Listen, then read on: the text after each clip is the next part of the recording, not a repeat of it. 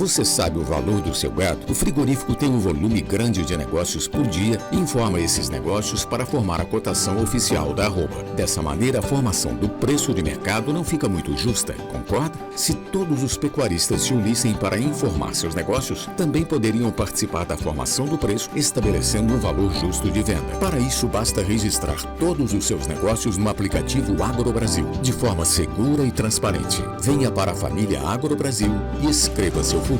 Negociou, registrou.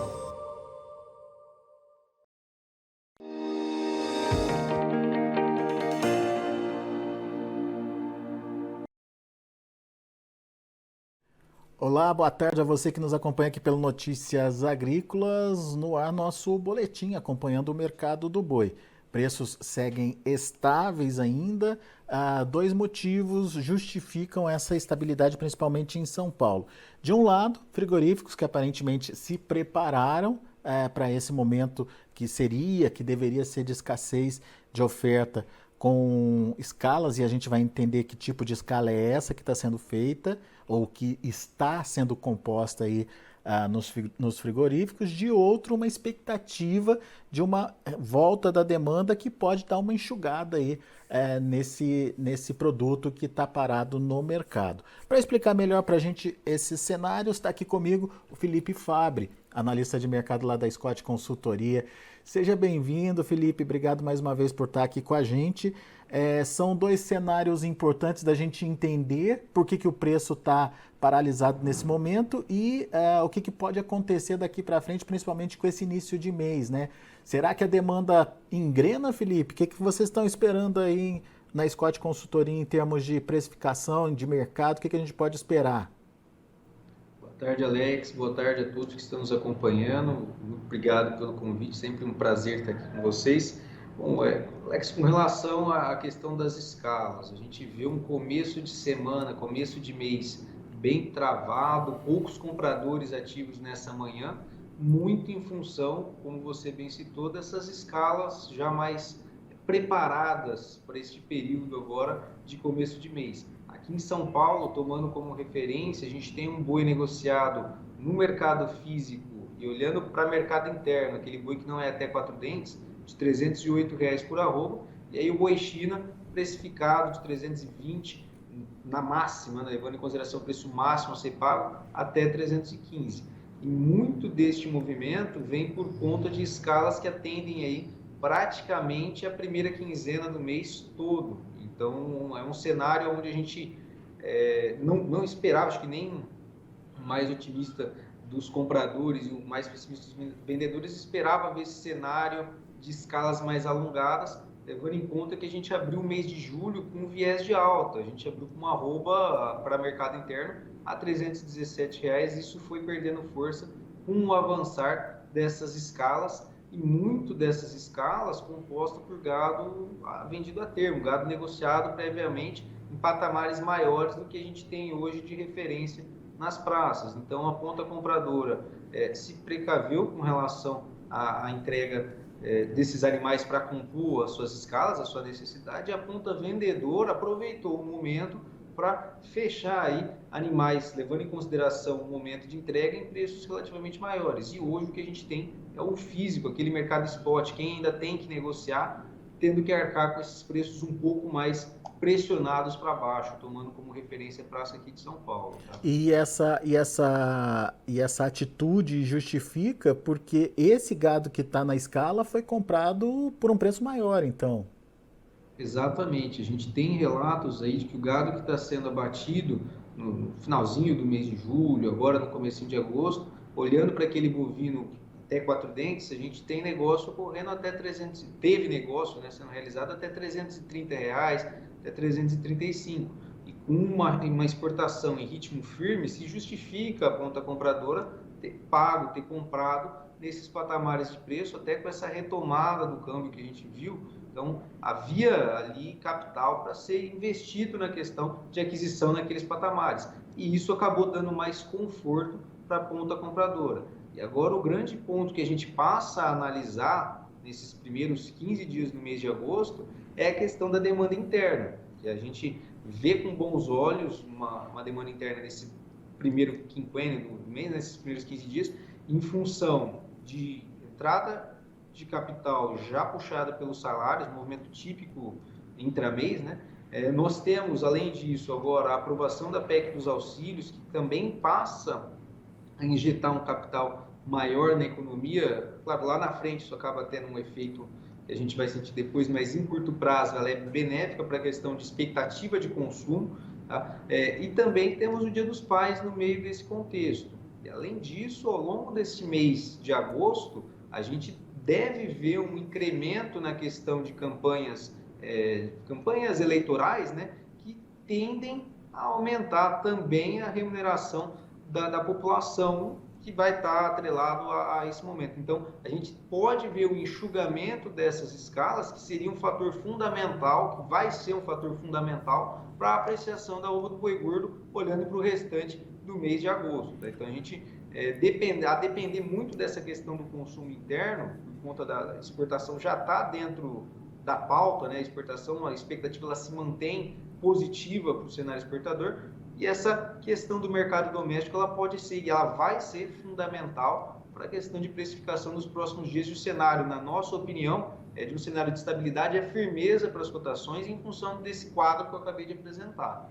Muito bem, então a gente tem essa possibilidade da demanda melhorar e a demanda enxugando aí esse estoque, digamos, que foi feito, seja de carne ou seja em escalas mesmo. Porque oferta mesmo, né, Felipe? Oferta no pasto, enfim, oferta dos confinamentos tradicionais não é tão grande assim, né? Foi um planejamento mesmo dos frigoríficos para esse momento. Exatamente, um ponto que mostra para nós a questão até dessa oferta menor.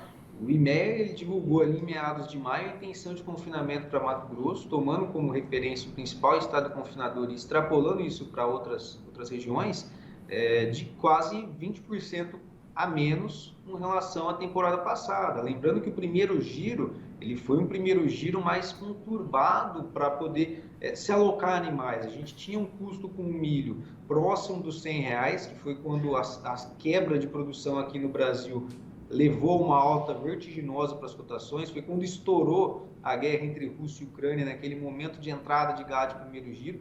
Então, isso tudo levou a um preço de custo de diária lá em cima e um custo de reposição, pensando aí que a gente ainda tinha um cenário de pastagem positivo, a gente ainda tinha um poder de barganha maior da ponta vendedora, levando aí a uma queda de braço para quem fosse confinar no primeiro giro. Então, foi um cenário de pouca atratividade, e até por conta disso a gente vê esse viés de escalas mais alongadas. E do lado da ponta vendedora, né, do lado do produtor, ficou um aprendizado com relação ao ano passado, né? Todo o caos que nós tivemos com relação aos dois casos atípicos de mal da vaca louca, por isso até esse incremento na quantidade de contratos ao longo desse primeiro giro. Interessante. O que aconteceu no primeiro giro deve ser diferente do que pode acontecer com o segundo giro? Qual a expectativa de vocês? Me parece que o custo está mais barato para o segundo giro, Felipe? O segundo giro ele mostra hoje, pegando como referência o finalzinho de julho e esse começo de mês de agosto, ele se mostra mais oportuno do que foi o primeiro giro. Tá? Nós temos aí que levar em consideração boi magro e a diária, são os dois principais componentes com relação ao confinamento, e quando a gente pega para analisar a relação de troca entre boi gordo, considerando o boi gordo de até 19 arrobas, e sacas de milho para venda de uma arroba, hoje nós estamos no melhor patamar no ano de 2022, até com esse incremento na oferta de milho, o preço caindo bastante no mercado interno, abriu-se uma janela de compra muito boa para quem vai entrar com gado para o segundo giro. Hoje a gente tem quase 3,7 sacas por arroba de boi gordo, tomando como referência São Paulo, e na questão boi magro, 1,5 para cada boi gordo negociado hoje. Então, a gente tem um cenário mais oportuno para o segundo giro, e esse cenário, quando a gente para analisar com uma expectativa de demanda para o restante deste ano positiva, pode gerar aí uma maior intenção de confinamento para quem não trabalhou ali no primeiro giro. Então, a gente pode ver um incremento na questão de gado confinado nesse segundo giro somado a um custo menor agora, um custo de oportunidade relativamente menor, e a uma expectativa de demanda mais positiva, pensando que para o final do ano nós temos 13º, recebimento de salários com relação a empregos temporários que são gerados na economia sazonalmente nesse período. Temos também a questão de Copa do Mundo esse ano, então há um cenário que nos leva a crer numa expectativa mais positiva para o restante deste ano de 2022 e com uma oportunidade com relação ao custo atual bem agradável, se assim a gente pode dizer, quando a gente pega para analisar o restante do ano. Então, teoricamente, a gente tem uma expectativa de melhora da demanda já a partir de agora de agosto, já evoluindo até ao longo desse segundo semestre, até o final do ano, por conta dessa melhora da expectativa da economia brasileira. A gente tem também um aumento da oferta por conta de uma atratividade melhor do confinamento de segundo giro, enfim, trazendo aí essa possibilidade de mais animais sendo ofertados, aproveitando essa oportunidade. No entanto, eu estava conversando com o Felipe antes da gente entrar no ar e o Felipe pediu para a gente fazer um alerta em relação às exportações, principalmente as compras da China. Por quê, Felipe? Não é nada para se assustar, mas é para ficar ali como uma pulguinha atrás da orelha, é isso? Exatamente, Alex. A gente vê um ritmo muito forte de embarques para a China nesse primeiro semestre do ano, até por conta da saída deles no último trimestre de 2021. Recorde em cima de recorde com relação aos nossos embarques. Só em maio deste ano nós não quebramos recorde, foi o segundo melhor mês da nossa série histórica, então foi um mês excepcional. E isso liga, na nossa visão aqui, um sinalzinho de alerta com relação ao quanto pode vir essa demanda chinesa, olhando para os próximos meses. Tradicionalmente, a gente tem entre setembro e novembro uma demanda mais firme de compras pelo mercado chinês em função do Ano Novo Chinês que ocorre em meados de fevereiro. E este ano a gente vai ter as festividades lá na China em 2023 no começo do ano, em janeiro.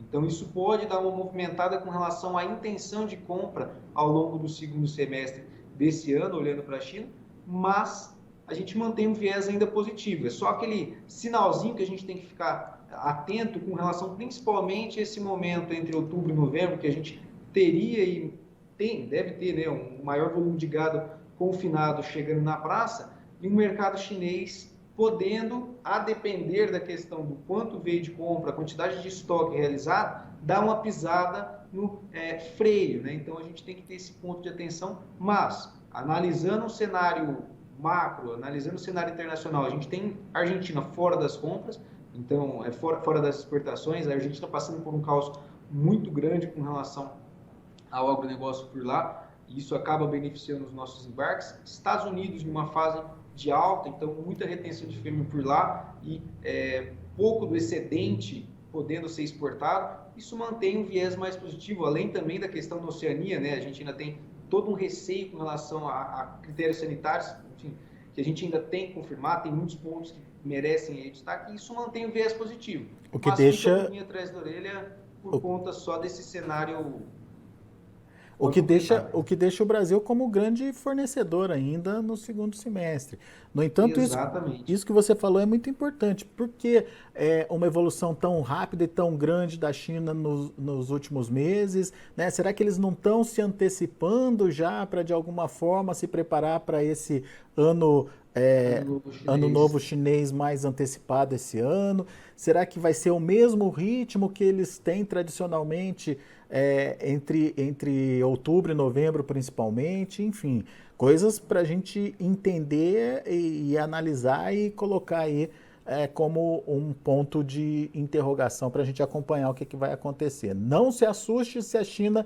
Não é deixar de comprar, viu, gente? Ninguém está falando isso, não. A gente está falando em diminuir, pisar no freio mesmo, comprar menos, em função da evolução que vem vindo forte aí das exportações desde o início do ano aí. Enfim, fica aí um alerta, uma pulguinha atrás da orelha, digamos assim. Certo, Felipe?